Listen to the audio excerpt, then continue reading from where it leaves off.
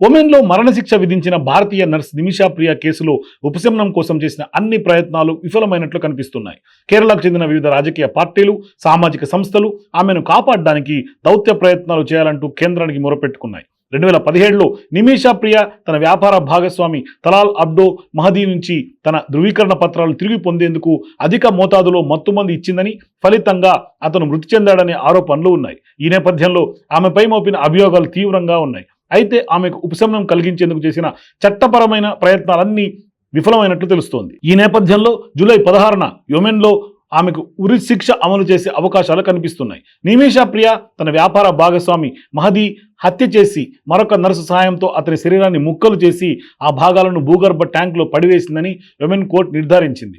ఈ హత్య ఉదంతం వెలుగులోకి వచ్చిన తర్వాత ఆమెను అరెస్ట్ చేశారు. సనాలోని ట్రయల్ కోర్టు ఆమెకు మరణశిక్ష విధించింది. దీనిని ఆమె యెమెన్లోని అత్యున్నత న్యాయస్థానంలో సవాల్ చేసింది. అయితే ఆమె అభ్యర్థనను తిరస్కరణకు గురైంది. దీంతో ఆమె అధ్యక్షుడికి క్షమాభిక్ష కోసం విజ్ఞప్తి చేసింది. అయితే ఆయన అందుకు నిరాకరించారని సమాచారం. ఈ కేసులో జరుగుతున్న పరిణామాలను నిశితంగా పరిశీలిస్తున్నామని, సాధ్యమైనంత మేరకు సహాయాన్ని అందిస్తామని విదేశాంగ మంత్రిత్వ శాఖ కూడా తెలుపుతోంది. ఒమెన్లో ఉరిశిక్ష పడిన భారత నర్సును కాపాడేందుకు అన్ని దౌత్య మార్గాలను ఉపయోగించేలా కేంద్రాన్ని ఆదేశించాలని కోరుతూ దాఖలైన పిటిషన్ను సుప్రీంకోర్టు జూలై 14న విచారించనుంది. న్యాయమూర్తులు విక్రమ్నాథ్, సందీప్ మోహతాలతో కూడిన ధర్మాసనం ఈ కేసును విచారించే అవకాశం ఉంది.